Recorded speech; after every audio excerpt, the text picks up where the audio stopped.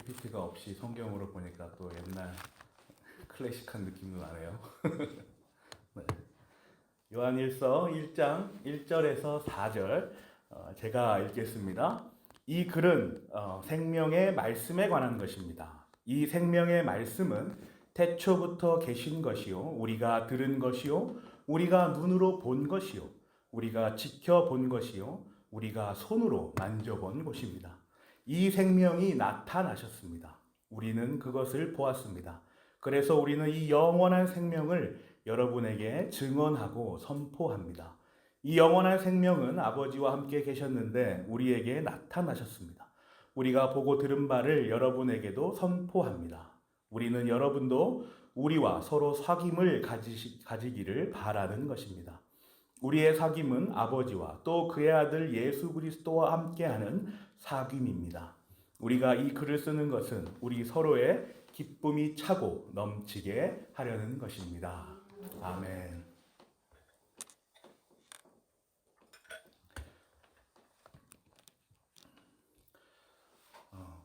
우리는 교회를 말합니다. 그죠? 우리가 교회 공동체다라고 말하고 또 교회에 나오고 또 교회를 생각하고 또 교회를 소원합니다. 그런데 한번 생각해 보면 이런 생각해 보신 적 있으세요? 교회가 참 이상한 공동체다라는 생각을 한번 해보신 적은 있으십니까? 알면 알수록 이 교회라는 조직을 이해하는 것은 참 어렵다라는 생각이 듭니다. 우리가 늘 말하듯이 멋있게 하나님과 성도가 만나서 교제하는 곳이 아니냐 이렇게 우리가 말하고 있는데 사실 머리로 우리가 우리의 이성으로 생각해 보면 도저히 만날 수 없는 초월과 현실이 마주하는 곳이기 때문이죠. 하나님과 인간이 만나는 곳입니다. 여러분은 초월의 존재를 어떻게 생각하십니까? 현실을 살아가는 가운데 현실 삶도 팍팍하고 어려운데 초월까지 내가 생각해야 되겠느냐라는 생각이 드실 수도 있겠습니다. 그런데 엄밀하게 말해서 우리 인간이 초월적인 어떤 존재를 상상한다는 것은 참 어떻게 보면 말이 안 되는 소리입니다. 우리가 히어로물들을 이렇게 보면 그렇죠. 우리가 인간이 가지지 못하는 보통의 일반들이 가지지 못하는 능력들을 가지고 하늘을 날고 이상한 레이저를 쏘고 뭐 이런 초월적인 어떤 모습들을 보여주잖아요. 헐리우드 영화에서 대부분 그렇죠. 그런데 이런 존재를 그렇게 우리가 단순히 하는 것이 아니라 어떤 진짜 인간을 넘어서는 어떤 초월적 존재를 상상하는 것은 인간으로서는 거의 불가능한 일입니다. 어쩌면 우리 인간이 그 존재를 상상할 수 있다면 그 존재는 더 이상 초월적 존재가 아닌 것이죠. 우리 일상에서 우리가 쉽게 사용하는 말들입니다. 사람의 말귀를 잘 알아듣고 그대로 움직이는 반려동물들을 보면 우리는 어떤 생각이 들죠? 야, 쟤는 진짜 사람 같다. 진짜 똑똑하다. 어쩜 저렇게 애가 영리하지? 야, 쟤 사람보다 나은 것 같다. 이런 소리도 우리가 하지 않습니까? 그런데 생각해 보면 그 동물은 사람이 아니죠. 그 동물의 입장에서 보면 어때요? 그저 이렇게 행동하면 간식 하나 더 주니까 그렇게 움직여 주는 겁니다. 목적이 거기에 있는 거예요. 자기가 감히 내가 사람이다라는 생각을 할 수 없는 게 이 동물의 한계죠. 피조물 가운데 가장 존엄한 우리 인간에게 있어서 초월적 존재라는 것은 이러한 피조물들, 인간과 동물 사이의 거리보다 더 먼 겁니다. 얼마나 더 멀리 있는지 상상이 가세요? 인간과 하나님의 존재는 동물과 사람의 어떤 그 거리보다 더 먼 거리인 거죠. 우리가 감히 상상할 수 없는 거리가 바로 그렇게 초월적 존재라는 겁니다. 그런데 교회는 이렇게나 먼 거리에 있는 초월과 인간, 사람이 만나는 곳입니다. 아주 신비한 공동체죠. 오늘 본문을 한번 보세요. 1절입니다. 이 글은 생명의 말씀에 관한 것입니다. 이 생명의 말씀은 태초부터 계신 것이요 우리가 들은 것이요 우리가 눈으로 본 것이요 우리가 지켜본 것이요 우리가 손으로 만져본 것입니다. 태초부터 계셨던 생명의 말씀, 태초부터 이 영원전부터 계셨다라는 그 말 하나만으로도 이미 이 생명의 말씀은 초월적 존재입니다. 그런데 성경은 사도 요한을 통해 이 초월적인 존재를 들었고 보았고 또 지켜보았고 만져보았다라고 기록하고 있습니다. 사도 요한은 어떻게 이런 말을 사용할 수 있을까요? 또한 우리란, 그러니까 사도 요한 자신과 그의 무리들이 모두 함께 보고 듣고 지켜보았고 만져보았다라고 어떻게 이렇게 기록할 수 있었을까요? 성경에 의하면 만날 수 없는 초월과 현실이 만날 수 있는 단 하나의 방법이 있습니다. 그 단 하나의 방법인 만남의 열쇠는 현실, 우리 인간에게 주어져 있지 않습니다. 현실은 초월의 존재가 감히 어떠한 존재인지 상상조차 할 수 없기 때문에 그 방법을 알 수가 없지요. 알 리가 없는 겁니다. 초월과 현실이 만날 수 있는 단 하나의 방법, 그것은 바로 현실, 사람이 아닌 초월에 달려 있습니다. 우리가 계속 지금 초월에 대해서 말하고 있는 그 존재는 누구죠? 바로 하나님 아니십니까? 하나님께 인간과 하나님이 만날 수 있는 그 키가, 그 열쇠가 달려 있는 겁니다. 초월이 현실에 직접적으로 개입하면 그 초월과 현실, 하나님과 인간이 만날 수 있는 겁니다. 2절을 한번 보세요. 그래서 이렇게 기록되어 있죠. 이 생명이 나타나셨습니다.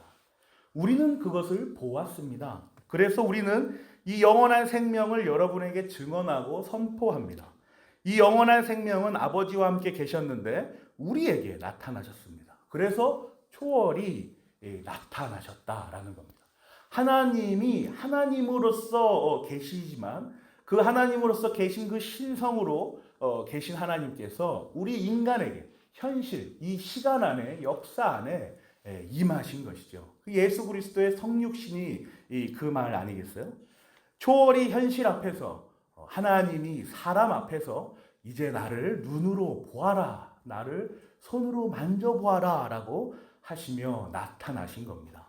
생명의 말씀이 이제 눈으로 보여지기 시작한 거죠. 예수 그리스도가 그분 아니겠습니까? 이어서 보겠습니다. 2절. 우리는 그것을 보았습니다. 그래서 우리는 이 영원한 생명을 여러분에게 증언하고 선포합니다.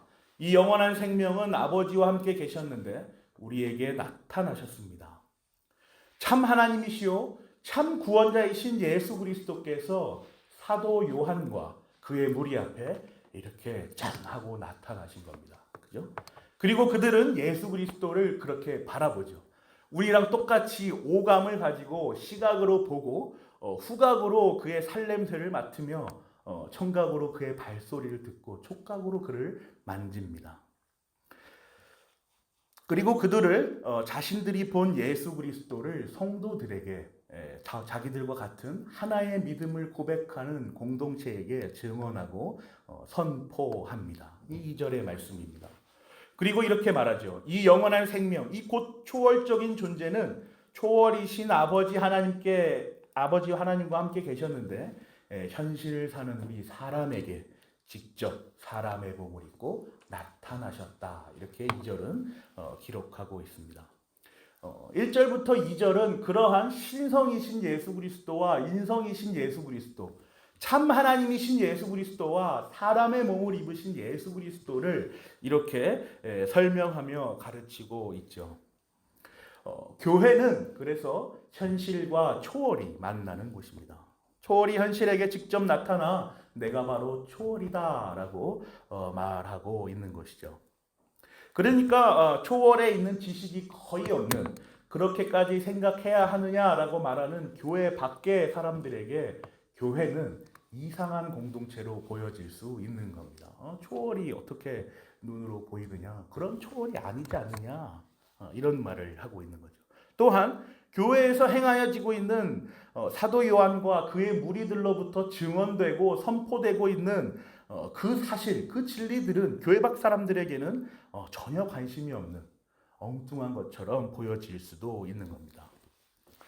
사도 요한과 그의 무리들로부터 증언되고 선포되는 예수 그리스도, 즉 복음의 외침은 교회만이 가지는 아주 신비하고 고유한 특징입니다. 우리는 이 증언과 선포를 설교라 말하기도 하지요. 또 교리라 말하기도 하고 말씀이라고 말하기도 합니다. 또 좀 더 이제 나아가면 변증이라고도 하기도 합니다. 거창해 보이고 대단하게 보이지만 쉽게 말하면 결국 성경을 가르치는 것이죠. 교회는 성경이 증언되고 성경이 선포되며 성경이 가르쳐지고 성경을 배우는 곳입니다. 그렇게 초월과 현실이 만나는 곳입니다. 성경을 통하여서 그 예수 그리스도의 존재, 그 복음을 통하여서 교회는 초월을 만나고 현실이 초월에게 다가갈 수 있는 겁니다. 2012년에 개봉한 영화인데요. 참 재밌게 보았던 기억이 있습니다. 미드나잇 인 파리라는 영화입니다. 한번 보신 적 있으신가요? 이 영화에는 길이라는 문학 작가가 등장합니다. 남자인데요. 이 길이라는 남자는 열심히 글을 씁니다. 그러니까 소위 이제 글을 쓰는 사람들은 조금 이제 찌질찌질하죠, 그죠? 막 지저분하고요, 그죠? 그런 사람이 등장합니다. 그런데 이 사람은 자신이 문학 작가니까요. 1920년대를 늘 동경합니다. 1920년에 해밍웨이가 얼마나 그 노인과 바다를 쓰면서 기뻤을까? 피카소는 얼마나 훌륭한 작품을 얼마나 열심히 만들었을까? 내가 그 시대로 갈 수만 있다면 그들에게 그 좋은 것들을 배워서 이 시대에 내가 펼쳐낼 수 있을 텐데 1920년에 내가 가고 싶다, 이런 생각을 가지고 늘 그런 새 시대를 동경합니다. 그런데 어느 날 파리의 한 골목길에서 신비한 마차를 타고, 영화니까요, 갑자기 이 남자가 1920년대로 싹 돌아갑니다. 그러니까 어떠겠어 이 사람 마음은? 야, 이 꿈에 그리던 이 1920년대구나. 황금 시대다. 이때가 바로 황금 시대가 아니냐. 해밍웨이가 저기서 술을 마시고 있구나. 가서 말을 걸어봐야지. 피카소가 그림을 그리고 있구나. 야, 내가 저 사람의 그림을 어떻게 더 잘 감상할 수 있을까? 이러면서 완전히 꿈에 젖어서 사는 거예요. 그런데 1920년을 살고 있는 어떠한 여자를 만납니다. 이 여자랑 이제 친해지죠. 그리고 그 여자는 친해지면서 서로 속에 있는 이야기들을 하는데, 나는 2012년에서 왔는데 1920년이 너무 그리웠어. 그래서 20년에 오니까 야, 너무 좋다. 그러자 그 여자가 뭐라 그러겠어요? 나는 1920년대에 살지만 1890년대가 너무 그립다. 그때는 어땠을까?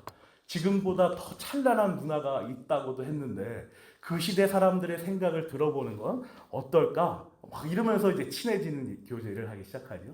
그러다가 둘이 또 파리의 어떤 골목길을 걸어가다가 신비한 마차를 타고 또 1890년대로 가게 됩니다.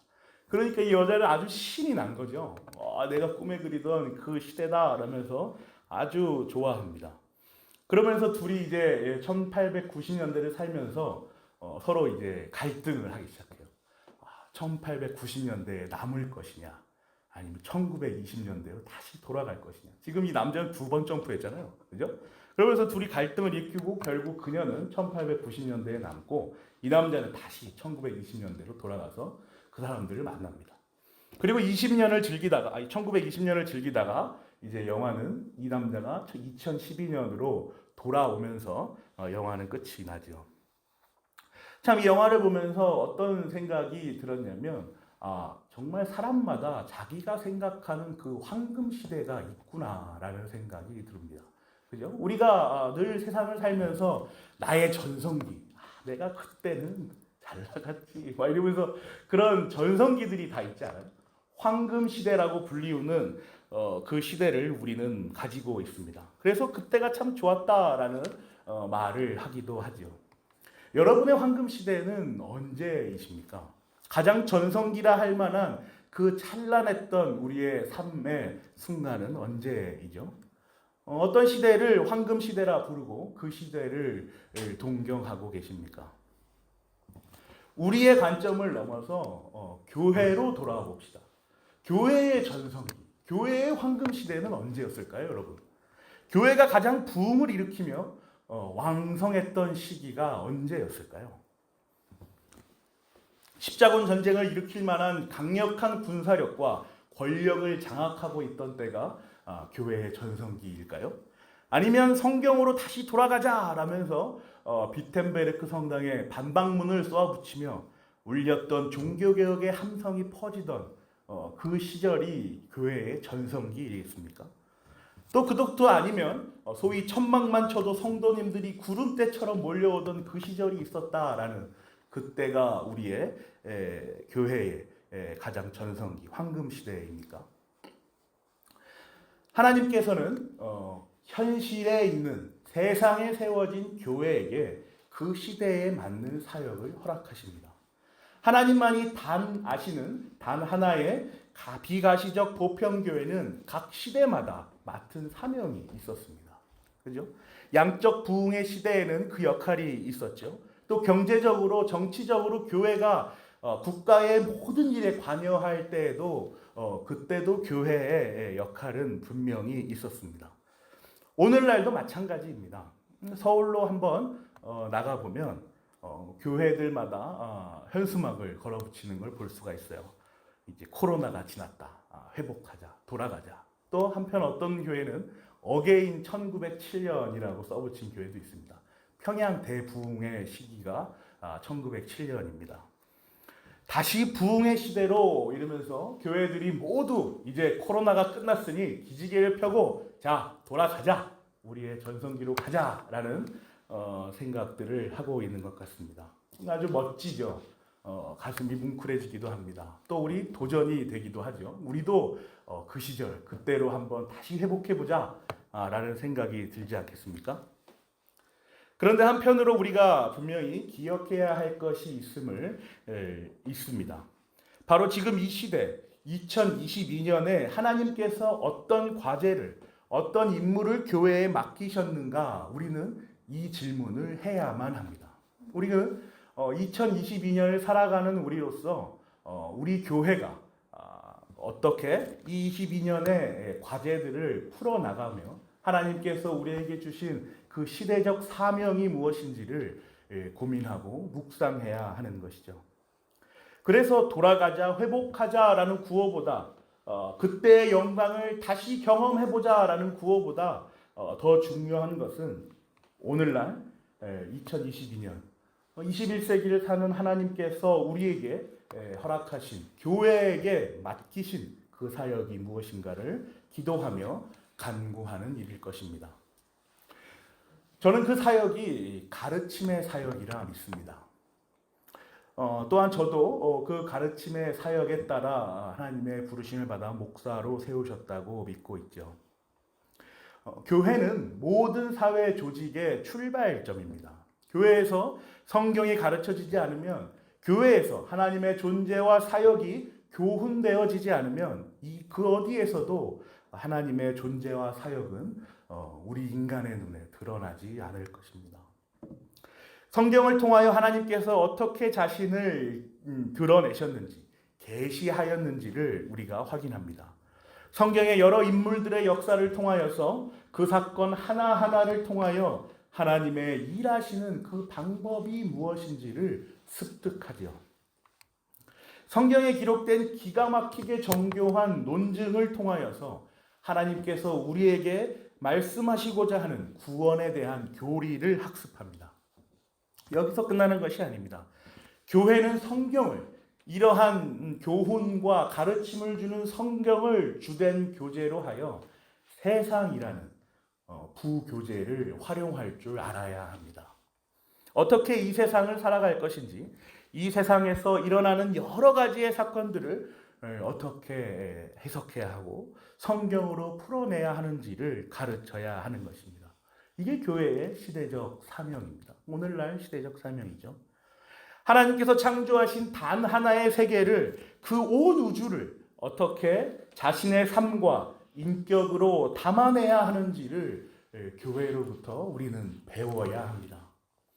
우리가 살아가는 다음 세대들이 또한 이 훈련에 참여해야 하는 것입니다. 왜 기독교만이 유일한가? 왜 거기만 진리를 말하는가?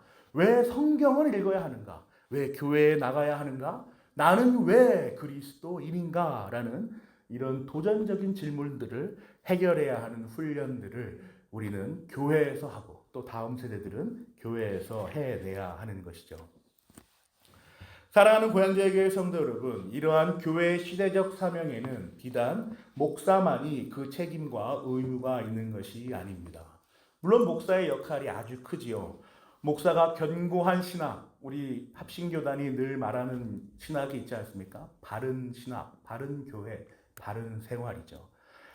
그 견고한 신학을 바탕으로 교회가 어떤 곳인지 성경이 무엇을 말하는지 가르치는 일에 연구하고 매진해야 합니다. 분별이 있어야 합니다. 또한 냉철함도 있어야 합니다. 이에 더하여서 교회 안에서의 교사도 길러져야 합니다. 늘 불안정한 것 같고 조급한 듯하며 불만족스러워 보이는 우리의 삶의 현평 속에서 하나님께서 교회에 요구하시는 것이 무엇인가? 교회에서의 교사의 역할이 무엇인가에 대한 고민이 우리 교회 안에 있어야 합니다. 과거 황금 시대에는 전성기 때는 그랬었는데가 아니라 그것을 뛰어넘어 지금 현실에 주어진 교회의 시대적 사명을 놓고 기도해야 하는 겁니다. 지금 우리에게 필요한 것은 그래서 우리가 2022년 목표로 삼고 달려가고 있는 영적인 성장입니다.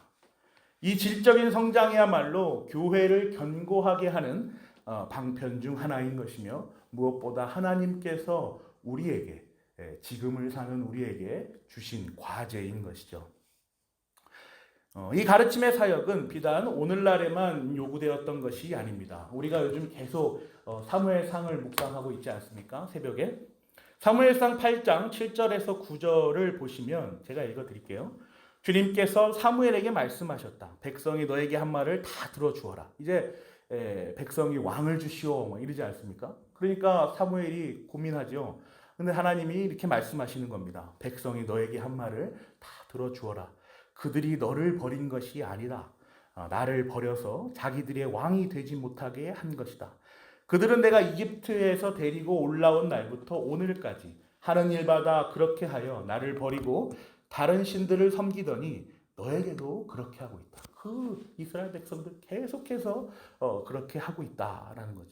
그러니 너는 이제 그들의 말을 들어주되 엄히 경고하여 그들을 다스릴 왕의 권한이 어떠한 것인지를 알려주어라 라고 말씀하시죠. 하나님께서 이 사무엘 선지자가 살던 시대에 내리신 가르침의 현장이 바로 오늘 이 순간입니다. 이 본문에 그렇게 기록되어 있죠. 하나님께서는 그렇게 매 시대마다 각기 다른 형태로 그 시대에 맞는 가르침을 행하게 하십니다. 왜 그전에는 왕에 대한 권한에 대한 교훈이 없었습니까? 그전에도 있을 법하잖아요 라고 말할 수 있지만 하나님께서는 지금이야말로 내가 왕이 무엇인지 이 왕이 된 사람이 어떤 존재인지 또 더 나아가서는 왕이자 제사장인 너희들 성도의 그 왕됨이 어떤 것인지를 이제는 내가 하나씩 가르쳐야겠다라고 말씀하시는 것이죠.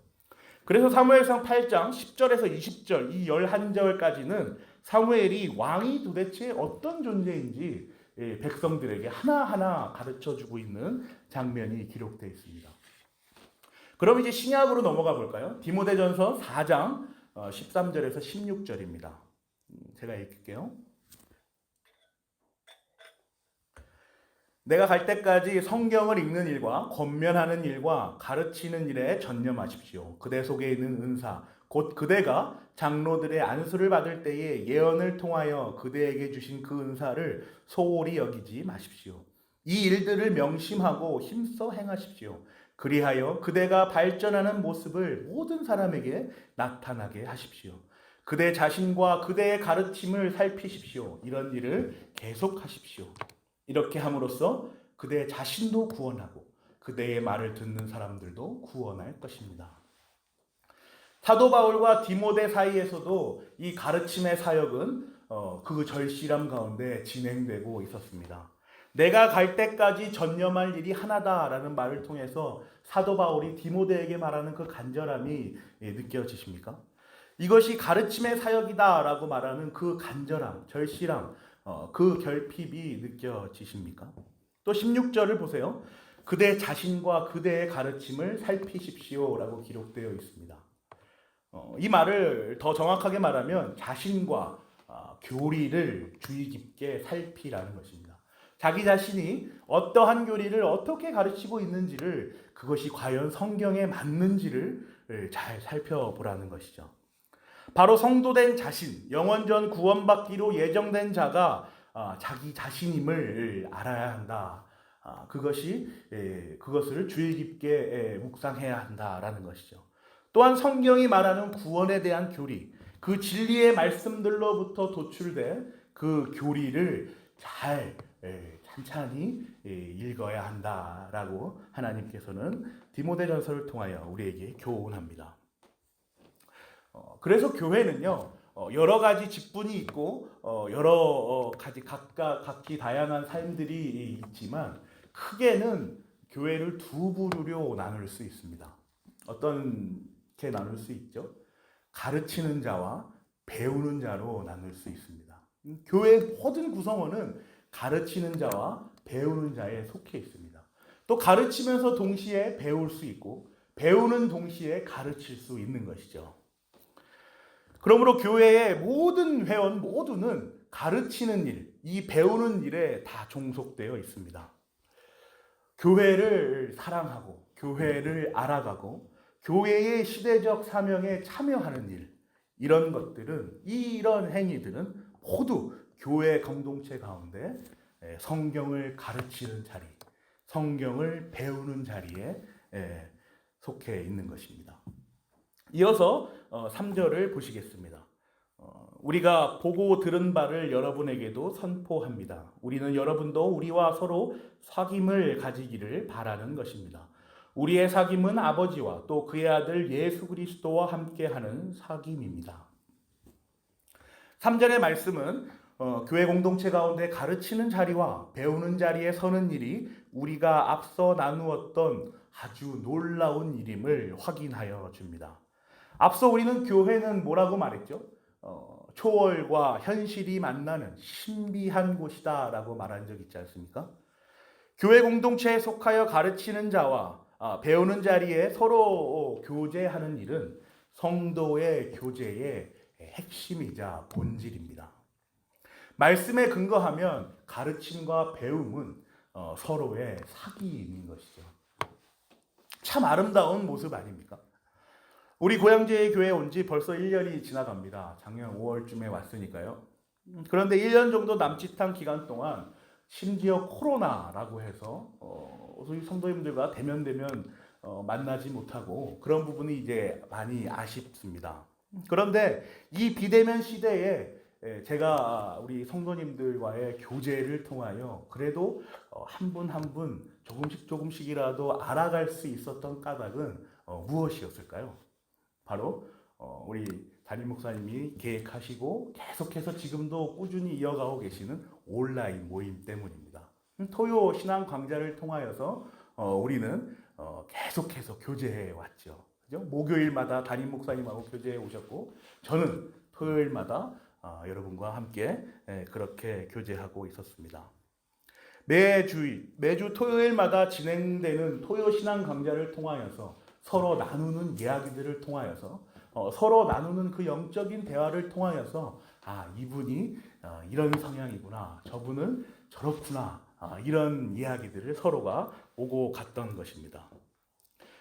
하나님께서 주시는 일반 계시와 귀한 신앙의 유산들을 나누면서 서로 토론을 하고 바른 이해를 찾아가는 그 온라인 교제는 그야말로 성도의 교제입니다. 오늘 말씀의 근거에서 말하면 성도의 사귐인 것이죠.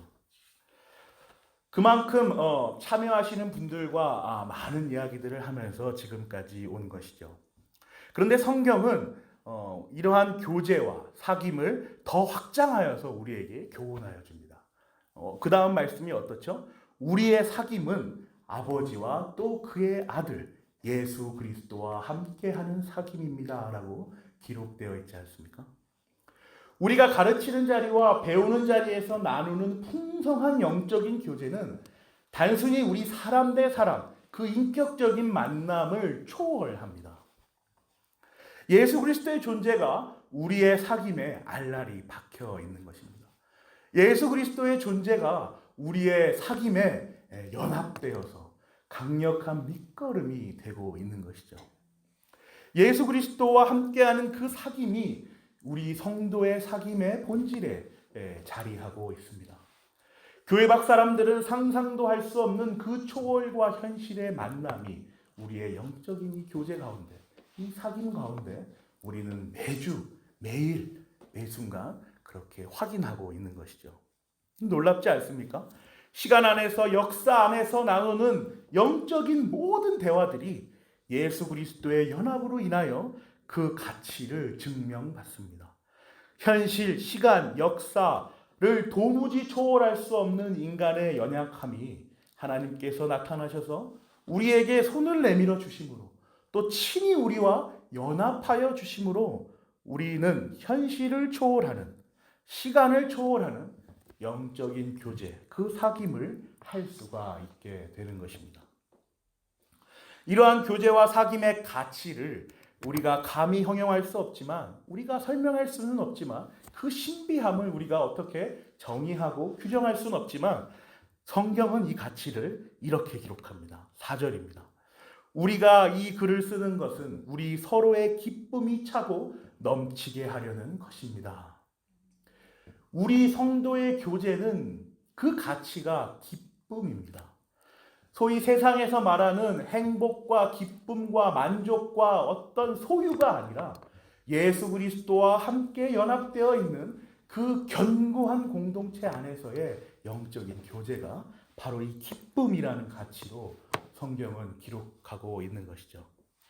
기쁨이 단순히 임하는 것이 아니라 차고 넘치는 초월의 현장이 바로 우리 성도의 교제이자 사귐인 것입니다. 사랑하는 교회, 조양제의 교회 성도 여러분, 오늘 말씀을 정리해 봅니다.